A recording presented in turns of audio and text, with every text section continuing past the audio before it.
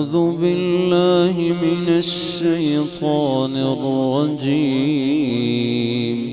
بسم الله الرحمن الرحيم.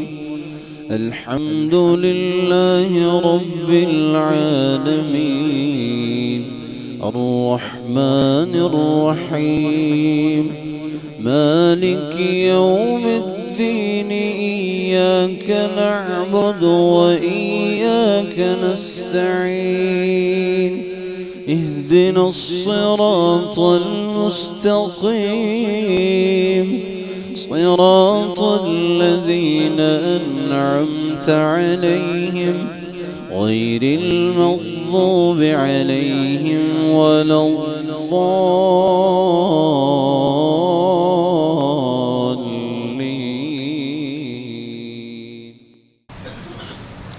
إن الحمد لله نحمده ونستعينه ونستغفره ونعوذ بالله من شرور أنفسنا ومن سيئات أعمالنا من يهده الله فلا مضل له ومن يضلل فلا هادي له وأشهد أن لا إله إلا الله وحده لا شريك له وأشهد أن محمدًا عبده ورسوله. يا أيها الذين آمنوا اتقوا الله حق تقاته ولا تموتن إلا وأنتم مسلمون. يا أيها الناس اتقوا ربكم الذي خلقكم من نفس واحدة وخلق منها زوجها وبث منهما رجالا كثيرا ونساء واتقوا الله الذي تساءلون به والأرحام إن الله كان عليكم رقيبا. يا أيها الذين آمنوا اتقوا الله وقولوا قولا سديدا يصلح لكم أعمالكم ويغفر لكم ذنوبكم ومن يطع الله ورسوله فقد فاز فوزا عظيما. أما بعد فإن خير الحديث كتاب الله وخير الهدي هدي محمد صلى الله عليه وسلم وشر الأمور محدثاتها وكل محدثة بدعة وكل بدعة ضلالة وكل ضلالة في النار.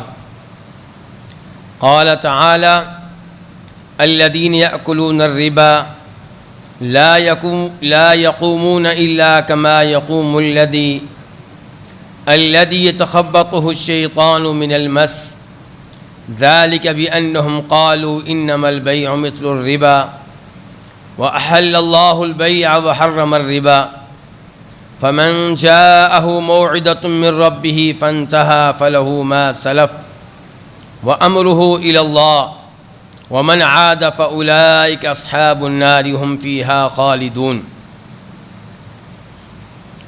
وہ لوگ جو سود لیتے ہیں وہ اپنی قبروں سے جب کھڑے ہوں گے تو ایسے کھڑے ہوں گے جیسے وہ شخص کھڑا ہوتا ہے جس کو شیطان نے چھو کر پاگل بنا دیا ہو، مینٹل بنا دیا ہو. جرم کیا تھا؟ جرم ان لوگوں کا یہ تھا کہ ان کا دعویٰ تھا کہ بیع اور سود میں کوئی فرق نہیں ہے، دونوں ایک ہی چیز ہیں. لین دین اور سود دونوں میں کوئی فرق نہیں ہے. اگر بیع حلال ہے تو یہ بھی حلال ہے. وَأَحَلَّ اللَّهُ الْبَيْعَ وَحَرَّمَ الرِّبَا، جبکہ دونوں میں بہت بڑا فرق ہے. کیا فرق ہے کہ اللہ تعالیٰ نے بیع کو، لین دین کو، سودا کرنے کو، کاروبار کو حلال قرار دیا ہے اور سود کو حرام قرار دیا ہے. اور اللہ جو کچھ کرتے ہیں اس کے پیچھے کوئی نہ کوئی حکمت ہوتی ہے. اللہ جو کچھ کرتے ہیں اس کے پیچھے کوئی نہ کوئی مقصد ہوتا ہے.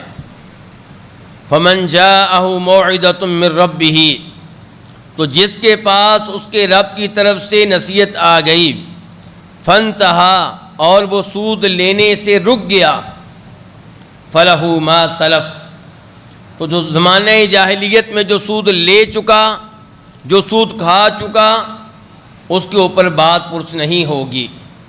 وَأَمْرُهُ إِلَى اللَّهِ، اور اس کا معاملہ اللہ کے پاس ہے. کہ کیا ان حرکتوں پہ جو پہلے کی ہیں وہ شرمندہ ہے یا نہیں. وَمَنْ عَادَ فَأُولَٰئِكَ أَصْحَابُ النَّارِ. اور جو مسئلہ معلوم ہو جانے کے بعد، سود کی حرمت کا وعدے اعلان آ جانے کے بعد سود لے، سود والا کام کرے تو یہ لوگ جہنم میں جائیں گے. ہم فیہا خالدون. اور ایسے لوگ جہنم میں ہمیشہ ہمیشہ رہیں گے. میرے بھائیو، سود حرام ہے اور اللہ رب العزت نے اس کا واضح انداز میں اعلان کیا ہے، بلکہ سود لینے والوں کا انجام بھی بتا دیا. قبروں سے اٹھیں گے تو مینٹلوں والا انداز ہوگا. اللہ تعالیٰ نے سود لینے والوں کا انجام بتا دیا، جہنم میں جائیں گے اور جہنم میں ہمیشہ ہمیشہ رہیں گے. دنیاوی لحاظ سے اللہ نے یہ بھی بتا دیا کہ یمحق اللہ الربا ویربی الصدقات. سود کے ساتھ لین دین کرنے والوں، تم یہ سمجھتے ہو کہ تمہارا مال بڑھ رہا ہے، اللہ تعالیٰ تمہارا مال بڑھنے نہیں دے گا. مال بڑھتا ہے زکوٰۃ دینے سے، صدقہ خیرات کرنے سے. واللہ لا یحب کل کفار اثیم. اور اللہ تعالیٰ کو کسی بھی ناشکرے سے کوئی محبت نہیں ہے. گناہوں کا ارتکاب کرنے والے سے اللہ کو محبت نہیں ہے. اللہ نے آپ کو مال دیا اور آپ اس کے اوپر سود لیتے ہیں، گناہ کا ارتکاب کرتے ہیں، تو اللہ کا اعلان ہے کہ ایسے لوگوں سے مجھے محبت نہیں ہے. رب کی محبت سے محروم ہو گیا. اللہ تعالیٰ پھر فرماتے ہیں یا ایھا الذین آمنوا اتقوا اللہ.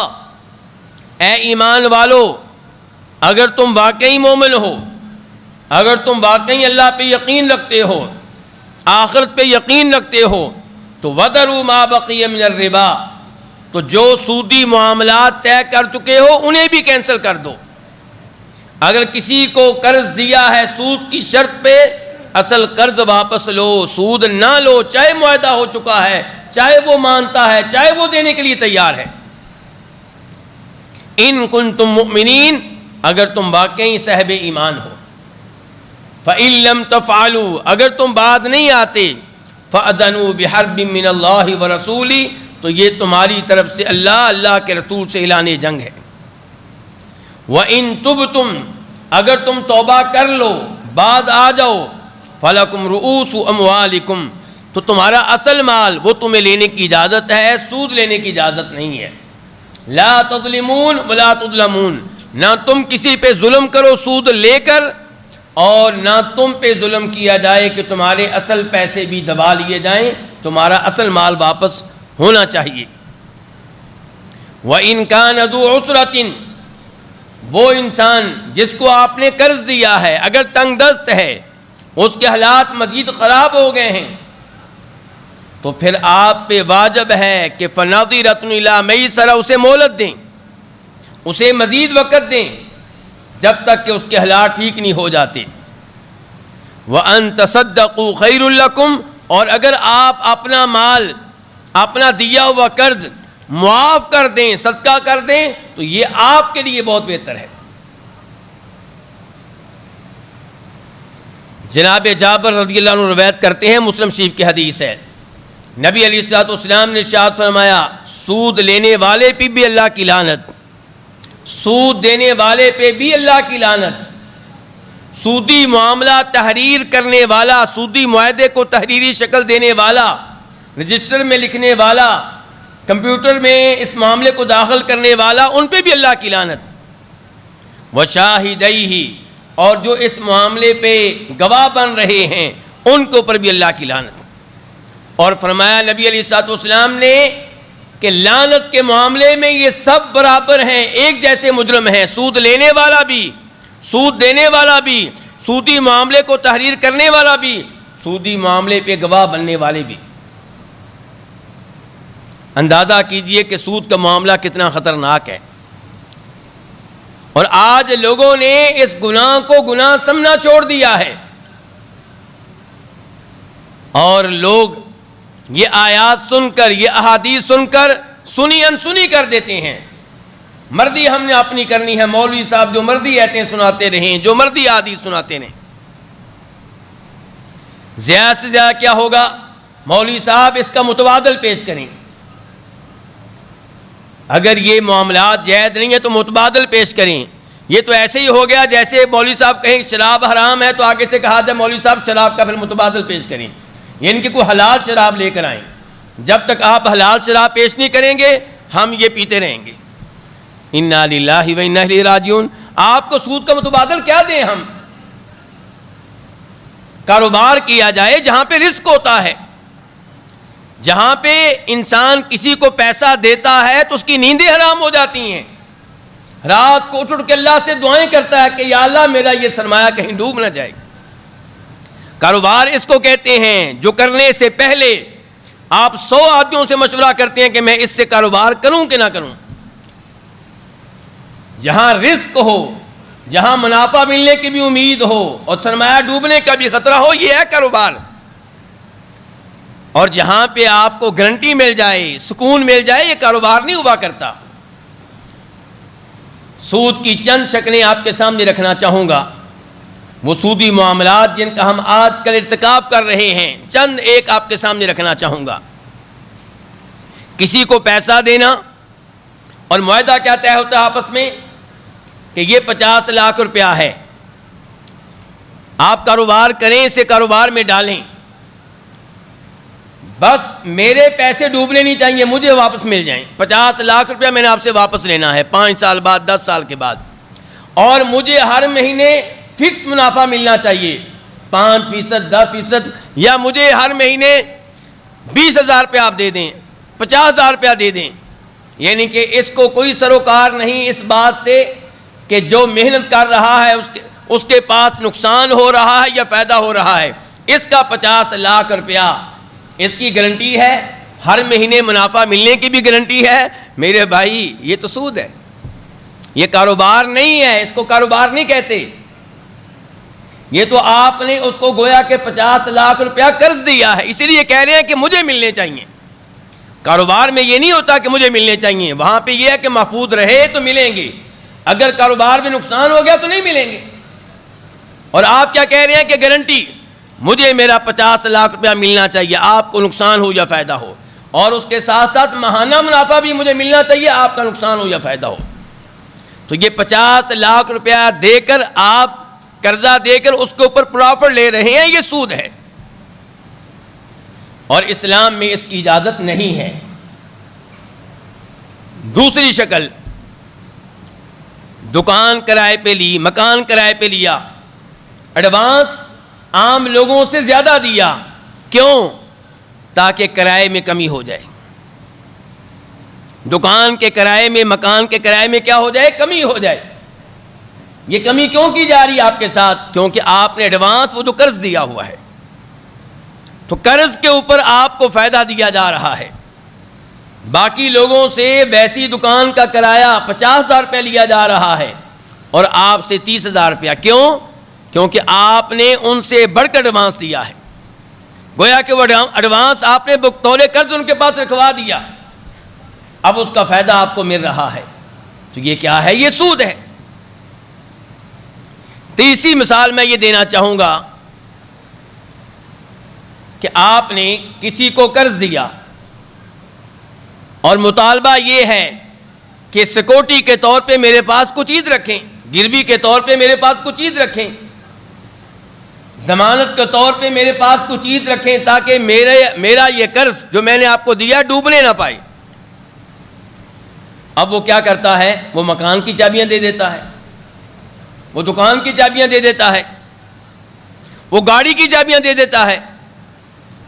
اب جس نے قرض دیا ہے وہ اس گاڑی کو چلا رہا ہے، اس سے فائدہ اٹھا رہا ہے.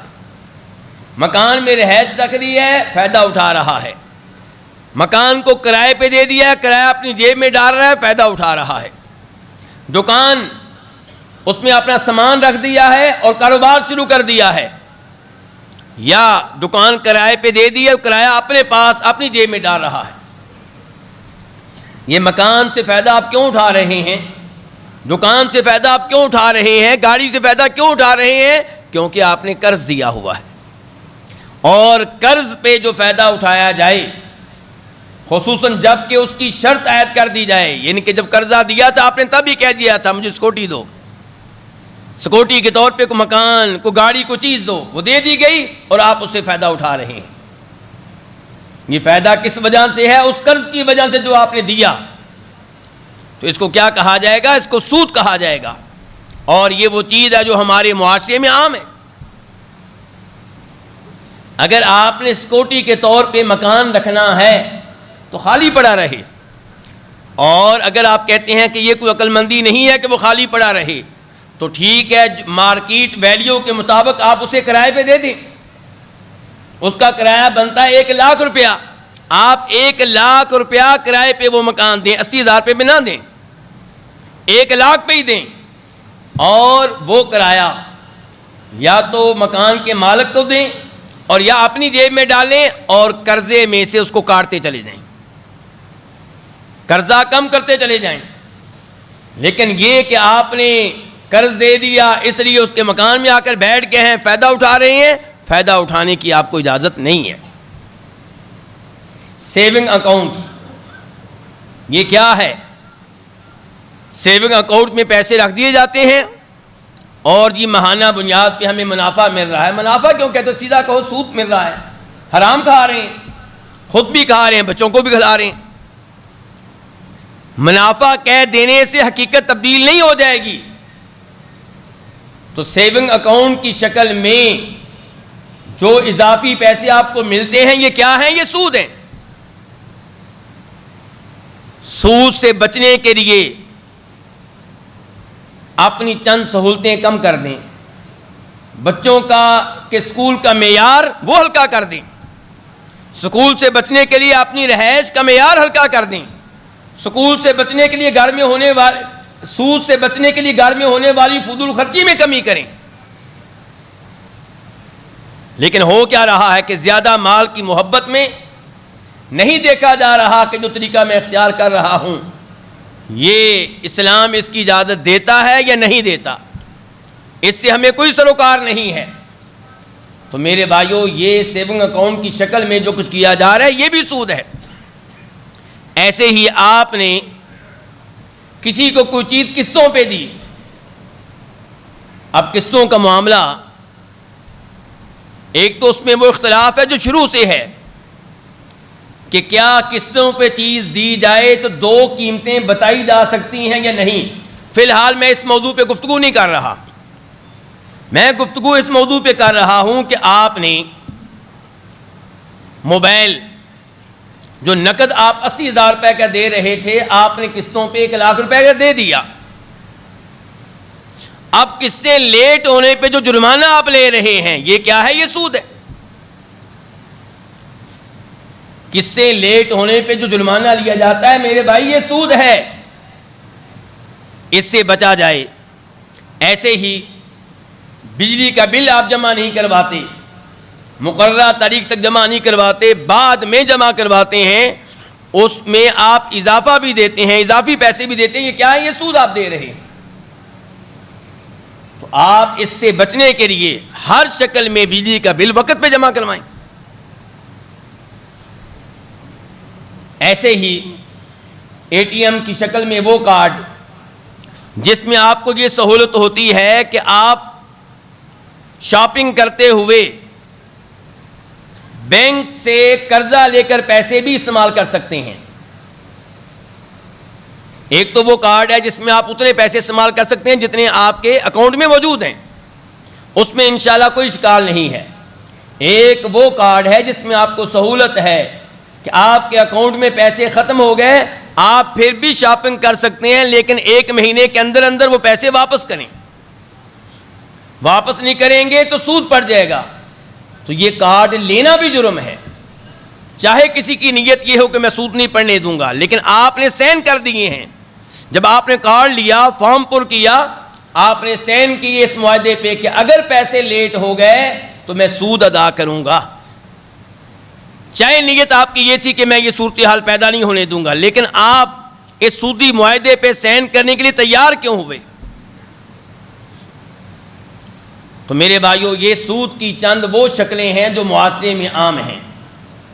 ان سے آپ بھی بچیں، اپنے بچوں کو بھی بچائیں، رشتہ داروں کو بھی بچائیں. ان کے بارے میں شعور پیدا کریں. صحابہ کرام ایک دوسرے کو سود کے معاملے میں خبردار کیا کرتے تھے۔ عبداللہ بن سلام رضی اللہ تعالی عنہ وہ صحابی ہیں جو پہلے یہودی عالم دین تھے، پھر مسلمان ہوئے، اور یہ وہ ہیں جن کو نبی علیہ الصلوۃ والسلام نے دنیا میں جنت کی خوشخبری دی ہے۔ ان سے ملنے کے لیے ابو موسیٰ اشعری رضی اللہ عنہ کے بیٹے آئے، مدینہ منورہ میں ملاقات ہوئی تو ابو موسیٰ اشعری کے بیٹے کو خبردار کرتے ہوئے کہتے ہیں عبداللہ بن سلام کہ تم عراق میں رہتے ہو اور عراق میں سود کا مرض عام ہے، اس لیے دھیان سے بچ کر رہنا۔ اگر کسی نے تمہارا حق دینا ہے، تمہارے پیسے دینے ہیں، تم سے قرض لیا ہے اور اس نے یہ پیسے تمہارے دینے ہیں، وہ اگر تمہیں تحفہ کے طور پہ چارہ دے، چارے کی بوری دے تو نہ لینا، کیونکہ کیا ہوگا؟ سود ہوگا۔ اندازہ کریں کہ صحابہ کرام اس معاملے میں کتنے خبردار تھے۔ اور میرے بھائیو، یہ حدیث آپ میں سے کون نہیں جانتا؟ مسلم شریف کی حدیث ہے، نبی علیہ الصلوۃ والسلام ارشاد فرماتے ہیں کہ ایک آدمی حالت سفر میں ہے، مسکینوں والی حالت ہے، بال پراگندہ ہیں، یعنی کہ وہ حالت ہے جس حالت میں اللہ تعالیٰ بندے پہ رحم کرتے ہیں اور اس کی دعا کو قبول کر لیتے ہیں۔ مسافر، بال پراگندہ اور عقیدے میں بھی مسئلہ نہیں ہے، رب کو پکار رہا ہے، کسی قبر والے کو نہیں پکار رہا۔ کیا کہہ رہا ہے؟ یا ربی یا ربی، اے میرے رب، اے میرے خالق، اے میرے مالک، اے میرے رازق، اللہ سے دعائیں کر رہا ہے، لیکن اس کی دعا قبول نہیں ہو رہی۔ کیوں؟ فرمایا اس لیے کہ مطعمہ حرام ومشربہ حرام وملبسہ حرام وغذی بالحرام، کہ جو کھانا کھاتا ہے وہ حرام کے پیسوں کا ہے، جو لباس پہنتا ہے حرام کے پیسوں سے خریدا ہے، جو دودھ پیتا ہے، شہد پیتا ہے، وہ حرام کے پیسوں سے خریدا ہوا ہے، حرام اس کے جسم کا حصہ بن چکا ہے۔ فَأَنَّا يُسْتَجَابُ لِذَلِكَ، اس کی دعا کیسے قبول ہو؟ میرے بھائیوں، لوگوں سے عبرت حاصل کریں، اولاد کی خاطر اپنی قبر کی زندگی کو خراب نہ کریں، اولاد کی خاطر اپنے آپ کو جہنم کی آگ کا ایندھن نہ بنائیں۔ جس اولاد کے اوپر آپ حرام پیسہ خرچ کریں گے، کیا وہ آپ کی ہوگی؟ اس بات کے بارے میں غور و فکر کیا کریں۔ ابھی آپ نے چند دن پہلے پڑھا ہوگا کہ لاہور میں ایک ڈاکٹر صاحب کچھ زیادہ امیر نہیں تھے، لیکن ہاسپٹل کیمپ کیا اور ایمبیسی سے رابطہ بھی ہو گیا کہ میڈیکل سرٹیفکیٹ ان سے لیا جائے گا تو ویزا ملے گا۔ مالی لحاظ سے بہت مضبوط ہوتے چلے گئے۔ میں اب یہ نہیں کہوں گا کہ وہ پیسہ کہاں سے کماتے تھے، لوگوں نے تو یہ بھی لکھا ہے، لیکن میں کسی کو پر شک نہیں کرتا۔ لیکن ایک بات حقیقت ہے کہ قتل کروانے والا کون ہے؟ سگا بیٹا۔ سگے بیٹے نے باپ کو قتل کروایا ہے، اور قتل کروانے کے لیے بھی 15 کروڑ روپے کا معاہدہ کیا ہے کہ 15 کروڑ روپے ادا کروں گا اس کو جو میرے باپ کو قتل کرے گا۔ ڈاکٹر صاحب نے اپنی اولاد کے لیے کیا کچھ نہیں کیا ہوگا؟ تو میرے بھائیوں، اولاد کی خاطر اپنی زندگی کو، آخرت کی زندگی کو تباہ و برباد نہ کریں۔ اللہ تعالیٰ کہتے ہیں یا ایھا الذین آمنوا لا تلہکم اموالکم ولا اولادکم عن ذکر اللہ، اے ایمان والو، دھیان سے کہیں تمہارا مال، تمہاری اولاد تمہیں اللہ کے ذکر سے غافل نہ کر دے، تمہیں نماز سے غافل نہ کر دے، قرآن سے غافل نہ کر دے، اللہ کے احکام کے اوپر عمل کرنے سے روک نہ دے۔ وَمَن يَفْعَلْ ذَلِكَ، جو اولاد کی وجہ سے، مال کی وجہ سے اپنے رب سے غافل ہو گیا، رب کے ذکر سے غافل ہو گیا، رب کی نمازوں سے غافل ہو گیا، رب کے قرآن سے غافل ہو گیا، تو یہ خسارے میں رہے گا، نقصان میں رہے گا، گھاٹے میں رہے گا، بعد میں پچھتانے کا فائدہ کوئی نہیں ہوگا۔ اللہ رب العزت سے دعا ہے کہ اللہ تعالی ہمیں حرام و حلال کا خیال رکھنے کی توفیق عنایت فرمائے، اور اللہ تعالی ہمیں حلال پہ گزارا کرنے کی توفیق دے، چاہے تھوڑا ہو۔ اور حرام سے بچائے چاہے بظاہر زیادہ ہو۔ وآخر دعوانا الحمد للہ رب العالمین۔ ان الحمد للہ نحمده ونستعینه ونستغفره ونعوذ باللہ من شرور انفسنا ومن سیئات اعمالنا من يهده الله فلا مضل له ومن يضلل فلا هادي له واشهد ان لا اله الا الله وحده لا شريك له واشهد ان محمدا عبده ورسوله۔ ہمارے نوجوان یورپ پہنچنا چاہتے ہیں اور اس معاملے میں ایک دوڑ لگی ہوئی ہے، اور والدین بھی عام طور پہ اولاد کا اس معاملے میں ساتھ دے رہے ہیں۔ اب جن کا ویزا لینا ہے وہ کہتے ہیں کہ آپ یہ بتائیں کہ آپ کے پاس کتنا پیسہ ہے، آپ مالدار ہیں؟ تو اس کے لیے ضرورت پڑتی ہے کس کی؟ بینک سٹیٹمنٹ کی۔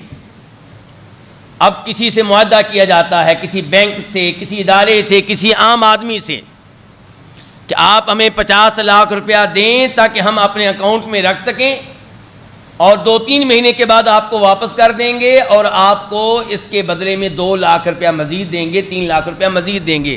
یہ کیا ہے؟ یہ سود ہے، یہ سود ہے، اور سود کے ساتھ ساتھ یہ دھوکہ دینا ہے۔ مسلمان کو اجازت نہیں ہے کہ دھوکہ دے، کافروں کو بھی دھوکہ دینے کی اجازت نہیں ہے۔ وہ جاننا چاہتے ہیں آپ کی مالی حیثیت کو، اور آپ کی مالی حیثیت نہیں ہے، آپ کسی سے ادھار لے رہے ہیں، قرض لے رہے ہیں، اور ظاہر یہ کر رہے ہیں کہ میرا مال ہے۔ فرمایا نبی علیہ الصلوۃ والسلام نے کہ من غش فلیس منا، جو دھوکہ دے، جو فراڈ کرے، وہ ہم میں سے نہیں ہے۔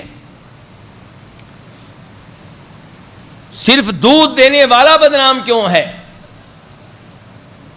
جو بھی دھوکہ دے، دھوکے کی ساری شکلیں اسلام میں ممنوع ہیں۔ تو میرے بھائیوں، ان معاملات میں بہت احتیاط کریں، کسی اچھے عالم دین سے رابطہ رکھا کریں، اس سے مسئلہ پوچھ لیا کریں، اپنے تعلقات ان علماء سے بنائیں جو قرآن و حدیث کا علم رکھتے ہیں، جن کی قرآن و حدیث پہ نگاہ ہے، جن کے بارے میں آپ سمجھتے ہیں کہ وہ متقی اور پرہیزگار ہیں۔ لیکن ایک بات بتا دوں کہ وہ عالم دین کوئی بھی ہو جس کو آپ متقی پرہیزگار سمجھتے ہیں، بہرحال وہ انسان ہوگا، فرشتہ نہیں ہوگا۔ ہمارا یہ بھی مسئلہ ہے بہت بڑا کہ کسی عالم دین سے تعلق قائم تو کر لیا، اب چاہتے ہیں کہ یہ بالکل فرشتہ ہو، اس سے کوئی معمولی سی غلطی ہوئی تو اس کو بدنام کر کے رکھ دیا، اور اپنی اولاد کے سامنے اس کے خلاف باتیں کرنا شروع کر دیں، محلے میں اس کو بدنام کر کے رکھ دیا۔ اس کا نقصان اس کو بعد میں ہوگا، پہلے آپ کو ہوگا۔ جس عالم دین کو آپ نے بدنام کر دیا ہے، اولاد کو اس سے متنفر کر دیا ہے، اب آپ کی اولاد کیا علماء کرام کے پاس بیٹھے گی؟ کیا ان پہ اعتماد کرے گی؟ کبھی نہیں کرے گی۔ تو آگ کس کے گھر کو لگے گی؟ آپ کے گھر کو۔ جب آپ کی اولاد مسجد سے، اہل مسجد سے، علماء سے دور ہو گئی، آپ کی اولاد تباہ و برباد ہو جائے گی۔ اولاد کو علماء کرام کے قریب کریں، لیکن اولاد کو بھی بتا دیں کہ بیٹا چھوٹی موٹی غلطی ان سے بھی ہو جاتی ہے۔ کیا نبی علیہ الصلوۃ والسلام کے زمانے میں، تابعین کے زمانے میں، تبع تابعین کے زمانے میں لوگوں سے غلطیاں نہیں ہوتی تھیں؟ ہوتی تھیں، لیکن مجموعی طور پہ دیکھا جاتا ہے کہ کیا یہ اللہ سے ڈرنے والا ہے یا نہیں، کبیرہ گناہوں سے بچنے کی ہر ممکن کوشش کرتا ہے یا نہیں، فرائض و واجبات پہ عمل کرنے کی ہر ممکن کوشش کرتا ہے یا نہیں۔ تو ایسے علماء سے رابطہ رکھیں، اور یہ مالی معاملات طے کرنے سے پہلے ان علماء کرام سے مشورہ کر لیا کریں، اور اگر کہیں پہ ایسی مجلس قائم ہو، کوئی کتاب پڑھائی جا رہی ہو جس میں ان امور کے بارے میں شعور دیا جا رہا ہو، تو ایسی مجالس میں خود بھی بیٹھیں، بیگم بچوں کو بھی لے کر جائیں، تاکہ سب میں دینی شعور پیدا ہو۔ اور ان مجالس میں بیٹھنے کا تو ویسے بھی ثواب ملتا ہے، عمل کرنا نہ کرنا بات کی بات ہے، ایسی مجالس میں حاضر ہونا جہاں پہ قرآن و حدیث کی تعلیمات دی جا رہی ہو، یہ باعث اجر و ثواب ہے۔ آپ